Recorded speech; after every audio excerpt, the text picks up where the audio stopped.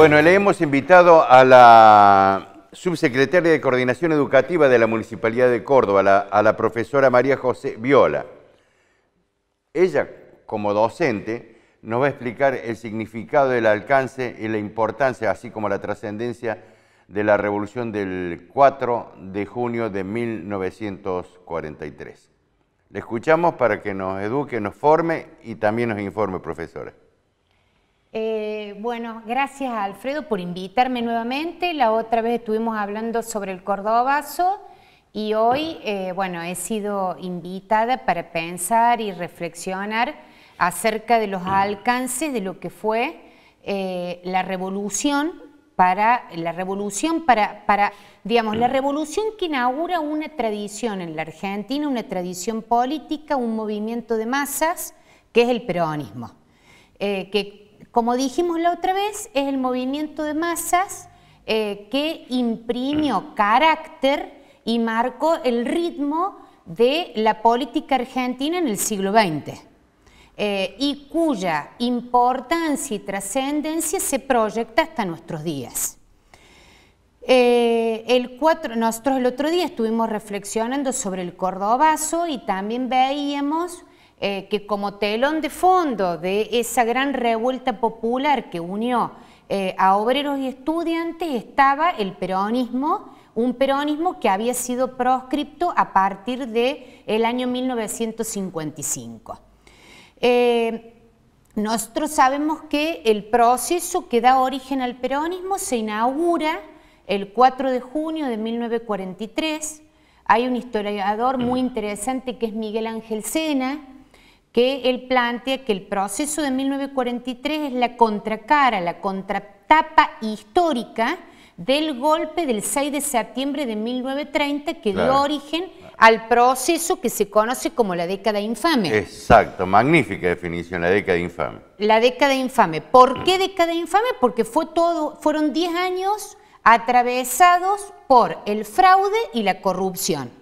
Entonces, así como el 6 de septiembre, el golpe del 6 de septiembre es un golpe perpetrado contra Irigoyen, que es un presidente legal, legítimo y constitucional, que había llegado por el voto popular y por el sufragio popular y el apoyo de las mayorías, el golpe del 4 de junio de 1943 es un golpe contra Ramón Castillo, contra un presidente semilegal, porque justamente todos estos presidentes son presidentes que van arribando a través del fraude y de la corrupción. Ustedes saben que todo el proceso que abre el irigoyenismo en la Argentina es rechazado de manera sistemática por el golpe que inaugura Iriburu, y después van continuando los distintos presidentes de esta década de los años 30. Entonces, al interior del ejército argentino surge un grupo de oficiales, todos oficiales del ejército, que tienen un proyecto nacionalista industrialista. De algún modo nosotros podemos decir que la gran tensión al interior de nuestra historia en el siglo XX se da entre dos proyectos.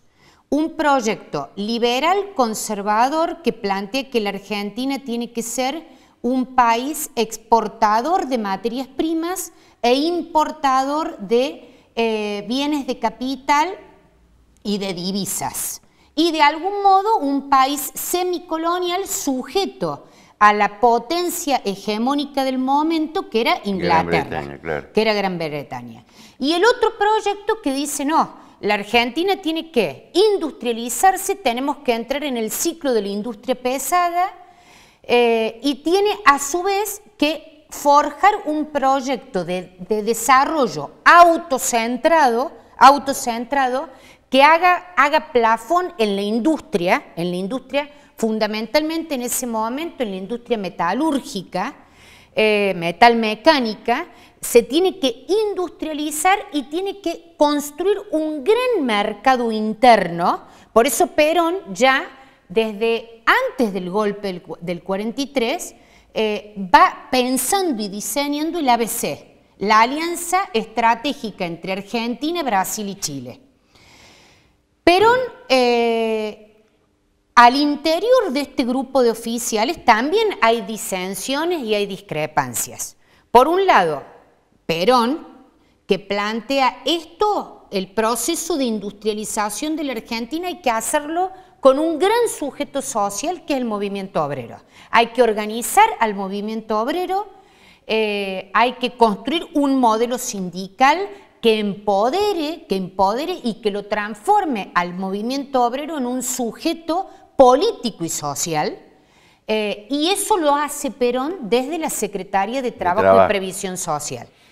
Y por otro lado están los militares industrialistas que no quieren plantear, digamos, que se resisten a plantear, y en eso de algún modo se acercan a la oligarquía agroportuaria, que se resisten a plantear la emergencia y la apertura del proceso político a la clase obrera y al movimiento obrero.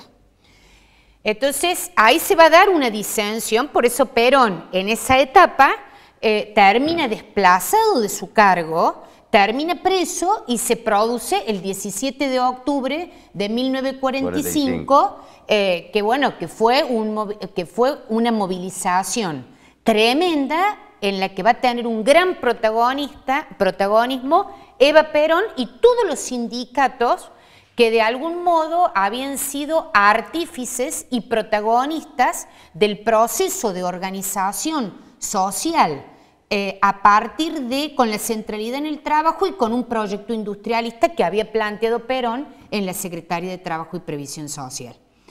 Entonces, se produce el 17 de octubre de 1945 y obviamente al conjunto, en esos momentos liderados por Farrell, de la oficialidad de la plana mayor del ejército que estaba liderando este proceso, no le queda otra que llamar a elecciones y bueno, gana la fórmula, ustedes saben, la fórmula Perón-Tamborini, y Perón está asumiendo el 4 de junio de 1945 como presidente de todos los argentinos y argentinas. Entonces, aquella revolución del 43 significó, primero, terminar con el oprobio de la década infame. Y ahí comienza entonces ese espíritu industrialista de la Argentina, que va junto con la creación del movimiento obrero y por supuesto ahí comienza los sectores populares a ganar espacio y a tener mejores condiciones de vida. Totalmente, justamente eso significó el peronismo, por eso nosotros decimos es un movimiento de masas. Viene con un proyecto político, económico y social.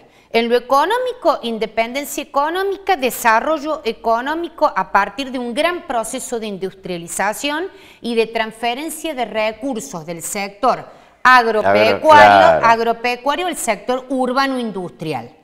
En lo social, obviamente el sujeto es el movimiento obrero organizado con un modelo sindical que es único, ¿no? El modelo sindical que construye y forja el peronismo, que es un modelo estudiado por Miguel Ángel Sena y por muchísimos historiadores con un sujeto social muy potente que es la clase obrera organizada, la clase trabajadora, con representación política, porque justamente Perón piensa la representación política del sector trabajador en el Parlamento y en la construcción del Ejecutivo Nacional.